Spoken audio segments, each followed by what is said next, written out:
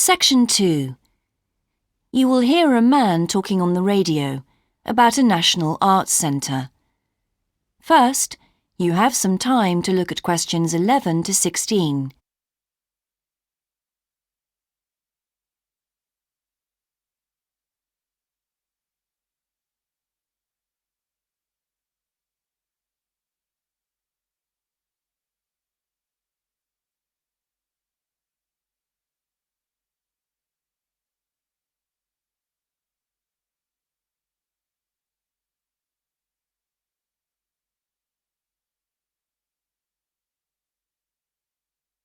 Now listen carefully and answer questions 11 to 16.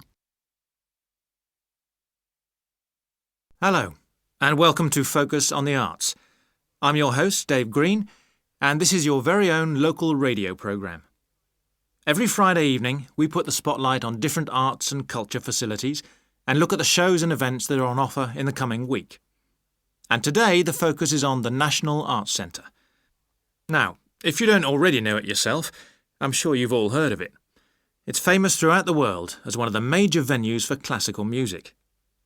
But did you know that it's actually much more than just a place to hear concerts? The centre itself is a huge complex that caters for a great range of arts. Under a single roof it houses concert rooms, theatres, cinemas, art galleries and a wonderful public library, as well as service facilities including 3 restaurants and a bookshop. So, at any one time, the choice of entertainment there is simply enormous. So, how did they manage to build such a big arts complex right in the heart of the city? Well, the area was completely destroyed by bombs during the war in 1940. So the opportunity was taken to create a cultural centre that would be what they called the city's gift to the nation. Of course, it took a while for such a big project to get started, but it was planned in the 60s, built in the 70s, and eventually opened to the public in 1983.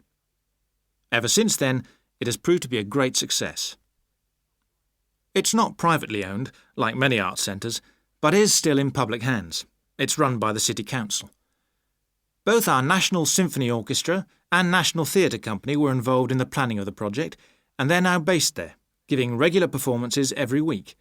And as the centre is open 363 days of the year, there are plenty of performances to choose from. Before you hear the rest of the broadcast, you have some time to look at questions 17 to 20.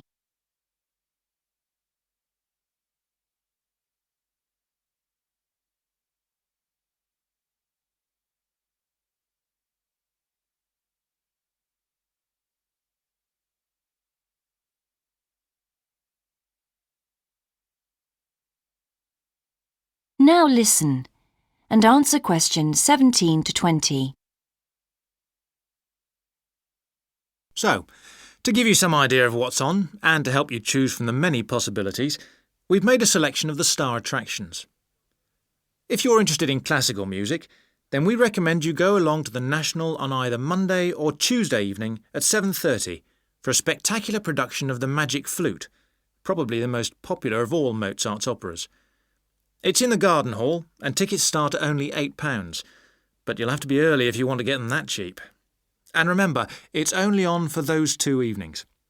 For those more interested in the cinema, you might like to see the new Canadian film, which is showing on Wednesday evening at 8 p.m. in Cinema 2, and that's called 3 Lives.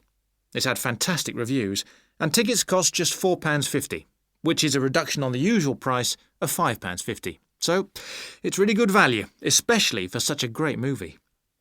But you can see the centre's main attraction at the weekend, because on Saturday and Sunday, 11 a.m. to 10 p.m, they're showing a wonderful new exhibition that hasn't been seen anywhere else in Europe yet.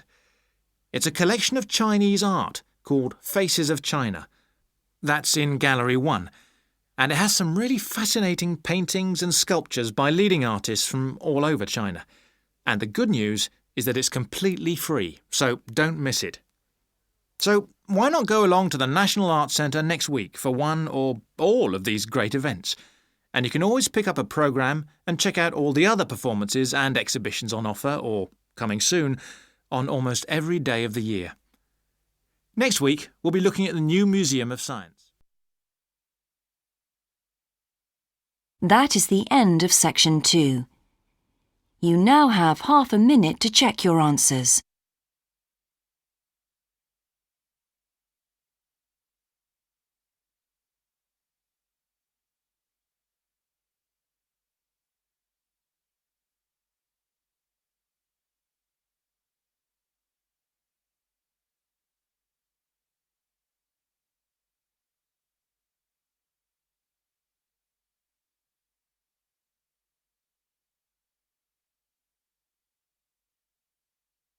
Now turn to section 3.